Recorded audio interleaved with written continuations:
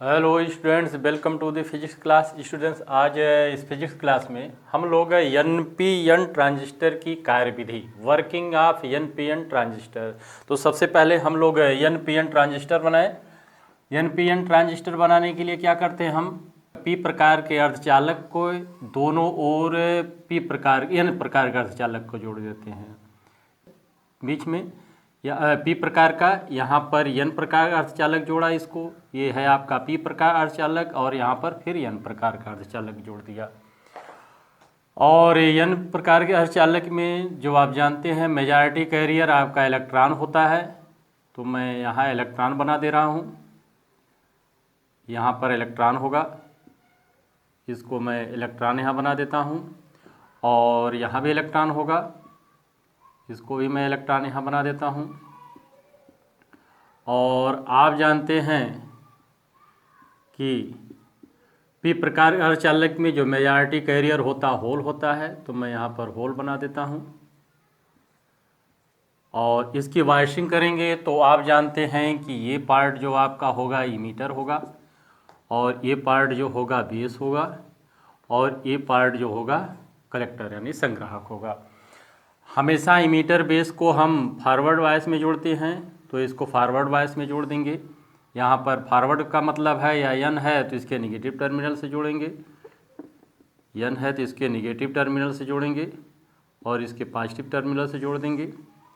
और सेम इसी तरह से यहाँ पर जो है आपको इसको हमेशा जानते हैं कलेक्टर बेस को हमेशा रिवर्स वाइस में जोड़ते हैं, तो एन है तो इसको पॉजिटिव से जोड़ देंगे, ये पॉजिटिव से जोड़ देंगे, और ये आपका रहा, ये हो गया पॉजिटिव, ये निगेटिव हो गया। ये आपका रिवर्स वाइस में होगा, एन प्रकार अर्धचालक को बैटरी के धन टर्मिनल से जोड़ दिया, और ये आपका पॉजिटिव हो गया, एन प्रकार के अर्धचालक को बैटरी के ऋण टर्मिनल से जोड़ दिया। अब बच्चों इसकी कार्यविधि देखिए क्या है इसमें।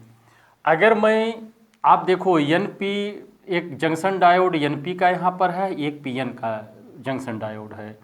यहाँ पर ये उत्सर्जक जो है, उत्सर्जक के साथ हमने उत्सर्जक और बेस करंट को लगाया है, जिसको हम कहेंगे VEB। और यहाँ पर कलेक्टर और बेस के एक बैटरी हमने जोड़ा है, जिसको कहेंगे VCB करेंगे। ठीक, तो सबसे पहला पॉइंट ये है कि जब हम इमीटर बे में जोड़ते फॉरवर्ड वाइस में जोड़ते हैं, इसको जब फॉरवर्ड वाइस में जोड़ेंगे, जब इसको फॉरवर्ड वाइस में जोड़ेंगे तो क्या हो जाएगा, ये फॉरवर्ड वाइस में होने के कारण जो है एन क्षेत्र से इलेक्ट्रॉन, यानी कि electron from N region, electron from N region से इलेक्ट्रॉन जो है जाना शुरू करेंगे आपके बेस की तरफ। ये कहाँ जाएंगे, बेस की तरफ। और hole from P region, P क्षेत्र से जो होल जो है जाना शुरू करेंगे, किधर फ्लो करेंगे, इमीटर की तरफ। ये किधर फ्लो करेंगे, इमीटर की तरफ। ठीक, एन क्षेत्र से जो इलेक्ट्रॉन फ्लो कर रहा है बेस की तरफ, उसमें से अधिकांश बेस को पतला होने के कारण, यानी हम ये कह सकते हैं due to thin size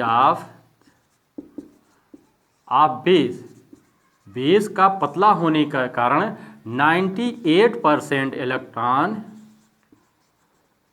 electron cross the base. 98% electron जो है बेस को क्रॉस कर जाते हैं। Nearly 2% electron combine with holes in P region, यानी पी क्षेत्र में या बेस में केवल 2% इलेक्ट्रॉन ही यहाँ पर कंबाइन करते हैं।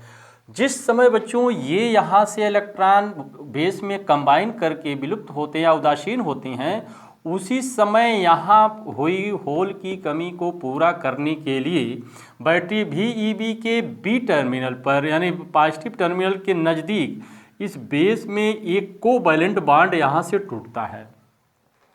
जैसे ही कोई इलेक्ट्रॉन यहाँ पर 2% में से कोई एक इलेक्ट्रॉन जैसे ही होल से रिकम्बाइन करता है, पुनः संयोजित होता है, उसी समय वो विलुप्त हो जाता। उस कमी को पूरा करने के लिए यहाँ पर बेस में जो VE बैटरी के धन टर्मिनल के नज़दीक बेस में एक कोवैलेंट बॉन्ड टूटता है और ये कोवैलेंट बॉन्ड टूटने के कारण यहाँ पर इलेक्ट्रॉन होल पेयर उत्पन्न होते हैं। यहाँ पर जो है फिर से इलेक्ट्रॉन होल पेयर उत्पन्न होंगे। होल तो बेस में होल की कमी को पूरा करता है, लेकिन इलेक्ट्रॉन वहाँ से निकलकर बैटरी VEB के धन टर्मिनल पर आकर उदासीन हो जाता है और एक आधार धारा का निर्माण करता है। जैसे ही कोई इलेक्ट्रॉन आधार में जाकर के होल से मिल करके विलुप्त होता है, उसी समय होल की कमी को पूरा करने के लिए बेस क्षेत्र में बैटरी VEB के नज़दीक धन टर्मिनल के नज़दीक कोई कोवैलेंट बॉन्ड टूटता है।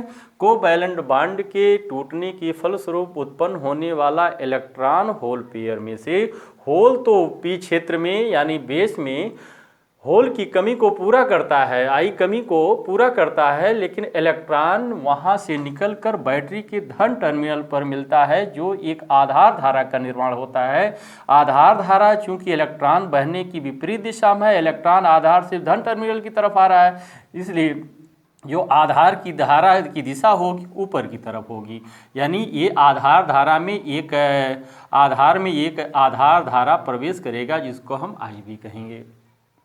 बच्चों, जो 98% इलेक्ट्रॉन बी क्षेत्र को क्रॉस करके कलेक्टर में पहुंचते हैं, वो इलेक्ट्रॉन जब यहाँ पर पहुँचेंगे तो ये VCB ये रिवर्स बायस होने के कारण ये इलेक्ट्रॉन बैटरी के धन टर्मिनल के नज़दीक कलेक्टर में C पॉइंट तक पहुँच जाते हैं, इसके नज़दीक पहुँच जाते हैं। जैसे ही कोई टर्मिनल यहाँ पर C पर पहुँचता है, ये यहाँ से निकल कर बैटरी के धन सिरे पर आकर उदासीन हो जाता है। जो इलेक्ट्रॉन यहाँ से कलेक्टर से यानी संग्राहक से निकलकर बैटरी VCB के धन टर्मिनल पर पहुँचता है, तो एक कलेक्टर यानी संग्राहक धारा का निर्माण करता है। चूँकि जो धारा होती है वो इलेक्ट्रॉन के प्रवाह के विपरीत दिशा में होती है, क्योंकि ये इलेक्ट्रॉन इस दिशा C से VCB की ओर आता है, इसलिए ये धारा की दिशा ऊपर की तरफ होगी यानी IC होगी। बच्चों, जैसे ही कोई इलेक्ट्रॉन यहाँ पर आकर के धन टर्मिनल से मिलकर उदासीन होता है अथवा इलेक्ट्रॉन होल से मिलकर उदासीन होता, उसी समय बैटरी के VEB टर्मिनल से एक इलेक्ट्रॉन निकल करके इसके इमीटर में प्रवेश करता है और एक इमीटर धारा का निर्माण करता है। चूँकि इलेक्ट्रॉन का प्रवाह इस दिशा में होता है, इसलिए करंट जो है इसके नीचे दिशा में यानी IE होगी। इस तरह से बच्चों जो है आप देख रहे हैं चित्र के अनुसार कि एक IE धारा निकल करके IB और IC धारा बनाती है, यानी हम कह सकते हैं कि IE बराबर होगा IB प्लस IC, IE बराबर होगा IB प्लस IC।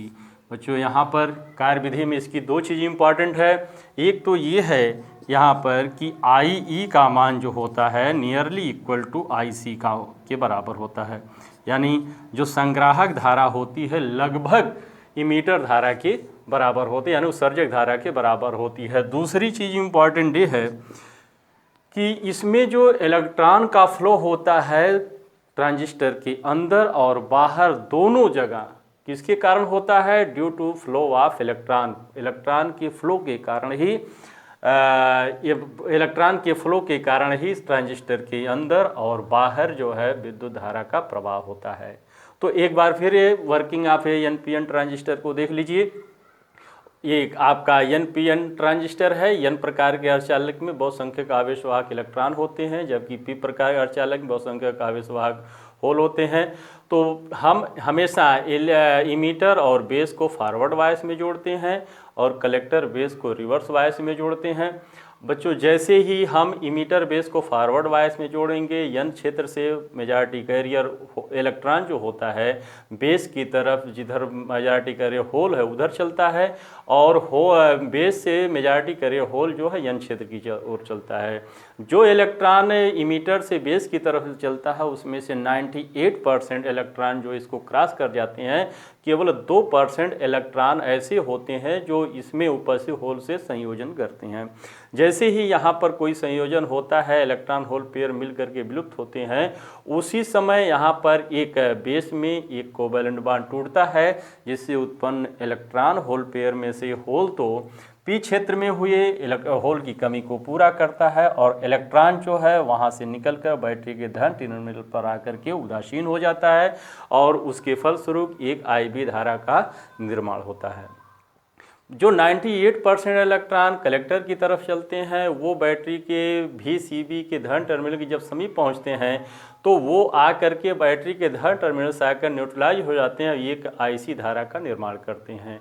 जिस समय बच्चों संग्राहक में अथवा आधार में इलेक्ट्रॉन जो है पहुंच करके इसके या तो संग्राहक में पहुंचकर धन टर्मिनल से उदासीन होते हैं, अथवा यहाँ से कोवैलेंट बॉन्ड के द्वारा जो है होल की कमी पूरा होती है, इलेक्ट्रॉन यहाँ पर आकर के उदासीन होते, उसी समय जो है यहाँ बैटरी के VEB के ऋण टर्मिनल से एक इलेक्ट्रॉन निकलकर उत्सर्जक में इलेक्ट्रॉन की कमी को पूरा करता है। इस प्रकार ट्रांजिस्टर में लगातार विद्युत धारा प्रवाहित होने लगती है।